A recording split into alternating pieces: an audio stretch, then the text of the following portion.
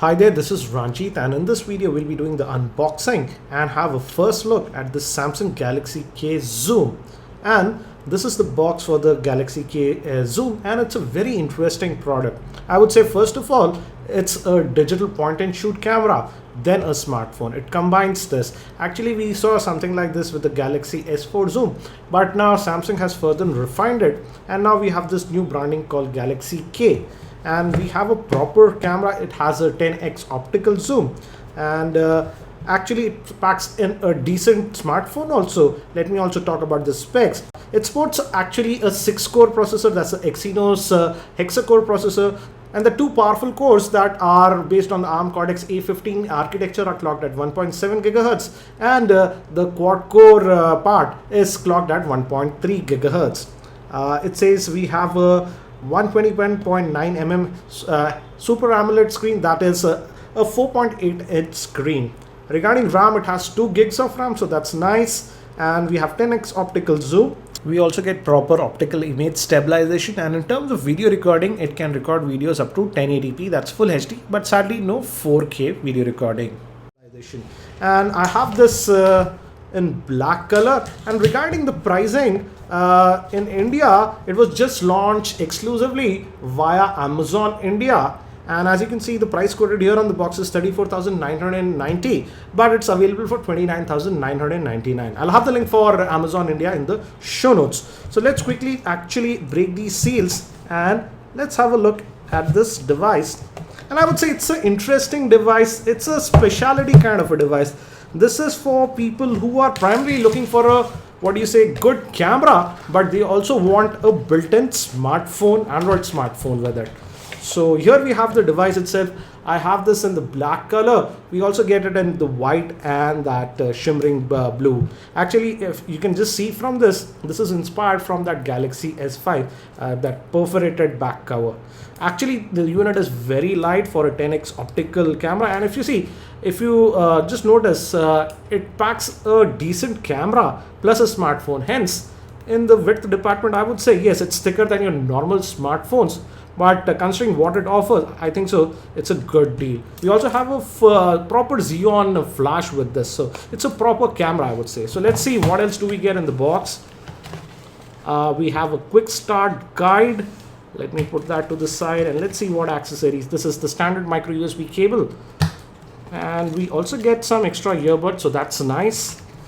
And we do get the earphone, and we have a button here to adjust the volume and to take or end call. So we do have that, and we also have and this is the USB charger. It's 1.55 amps. And lastly, we have the battery itself. So let me keep that to the side. This battery is a 2430 milliamp hour battery. So let's actually look at this device itself as of now. And let me take out this protective cover that we have. And as you can see on the back, it says Super AMOLED Android, and it has Bluetooth, Wi-Fi. So it's a full functional smartphone, I would say. And again, let's just open this up. This can be opened, and we have a slot here for the micro SD card slot. It accepts micro SD cards up to 64 gigs. So this back cover can be opened, and this reveals your SIM tray. You can add your micro SIM over here, and we'll just pop in our battery. I won't add the SIM right now, I'll do that a bit later. Let's actually just do the boot for this. First boot and have a look. And it's a 10x optical zoom, and it also has optical image stabilization, and it can zoom from 24 to 240 mm. So let's try to power on. We have the power button over here. Let me see if it has. Yes, as you can see, it says Galaxy K Zoom, and it's powered by Android. Looks like a smaller version of Galaxy S5, I would say, but yeah, because of this lens, it's a little bit thick. By the time it boots, actually, let me give you a physical overview. On the top, we have the 3.5 mm headphone jack. We also have a secondary microphone over here, and on this end, we have the volume rocker, power button, and a dedicated button for the camera actually. Moving towards the bottom, we have the main microphone, micro USB slot that will be used for charging this device. Again, I told you, indent to open. micro SD card slot, and this is for the lanyard, I think so. Yeah. Moving towards this side, we have the speakerphone, the lens, Xeon flash, Samsung branding. So as you can see, it is this initial setup. I'll just skip this portion and I'll be back. And as you can see, we are now booted. Again, it's a very familiar TouchWiz interface that you get. Actually, it's the same one that we saw with the Samsung Galaxy S5. We have the S Finder, Quick Connect, and these new type of icons that we get. So it's very similar to that. And if we just go towards the extreme left, we also have that My Magazine. So we have that new TouchWiz that we found on the Galaxy S5. It's similar. Again, it's too early to say right now, but I don't see any hint of lagginess or anything. It has 2 gigs of RAM and looks like that Exynos processor is doing a decent job. Let's actually look at the Android version. I'm not a big fan of these icons. It's a little bit difficult. Let me actually view by grid type. Let me go to the tab view. I just find this one easier. Let's go to general and about the device, and as you can see, it is running on the Android version 4.4.2. that is KitKat. So we are getting KitKat out of the box. And again, from the front, this part I would say it looks like a traditional Samsung phone. We have the front facing camera, which is a 2 megapixel shooter, earpiece, Samsung branding. Again, the familiar home button over here, multitasking, and this is for the back. Let me just get out of this one. Back. And regarding internal storage, it comes with 8 gigs. Let's see how much actually do we get out of that. And out of that 8 gigs, you get 4.79 gigabytes. That's almost 4.8 GB. But you can add a micro SD card up to 64 GB on this device. Let's also look at the display. Let me see if I can find it here. And the quick settings should be there. Yeah, it's over here. And we have the screen rotation, we have auto brightness sensors, as you can see. So we are getting all the features of a high-end Samsung phone. It's actually based on the Galaxy S5, looks like that profile. But again, the highlighting factor of this device is the camera. So let's actually look at that, and I believe you can just hit this button. No, yeah, and it should switch on to the camera.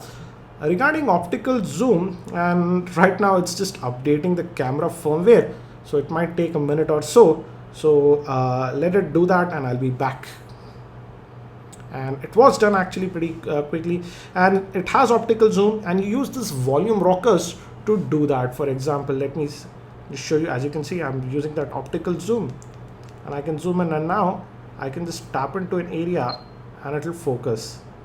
And there's one more interesting thing, and as you can see, it had that Xeon flash. It fired, and this is the image. Looks pretty nice compared to traditional smartphones, I would say. Again, I was expecting this because this is first a camera, I would say, rather than a smartphone. One interesting thing that I found on this, let me just switch off the flash completely like this, and let me just take the snap and see. I'll just move to that help, and here without the flash, this is the one without the flash. Let us go back. And one more interesting thing is that with this one, as it's a camera, Samsung has given it a lot more modes. For example, you can just tap into an area like this normally, but now let's say if you want to change the exposure, you can hold here corner, and you can rotate this to adjust the exposure. As you can see, it's getting brighter or darker if I do that. For example, now it's a very crude way to show you that, but this is how you can do some advanced stuff with this one. We also do get all the traditional modes that you find on Samsung phones, for example, all these. But this is the new Pro Suggest mode that we also have. And actually, I'll make a dedicated video regarding this mode because this is a little bit special and it does offer you a lot of modes. So again, as you can see, let me just actually fire up the camera again. And the lens will go up and down if you just zoom in and out of the subject. For example, I'm zooming, as you can see, the lens, because it's optical zoom. But if you close the camera app, let me go back to home, it just goes back like this. So that's it for now for this first look at the Samsung Galaxy K Zoom. A very interesting product, I would say. It's not for everybody. I can appreciate this product, and I think so this will be a product for people who primarily are first looking for a good camera, but they want smartphone functionality also. And I would say I also see market for such a kind of product, and personally I would use such a product when I go on vacations or stuff like that. I don't have to carry two devices. Again, I have to test the camera a lot more. I'll be doing that. And if you have any specific questions regarding this device, do post them in the YouTube comment section and I'll try to answer them. Thank you for watching this video. This is Ranjit and I hope to see you in my next video.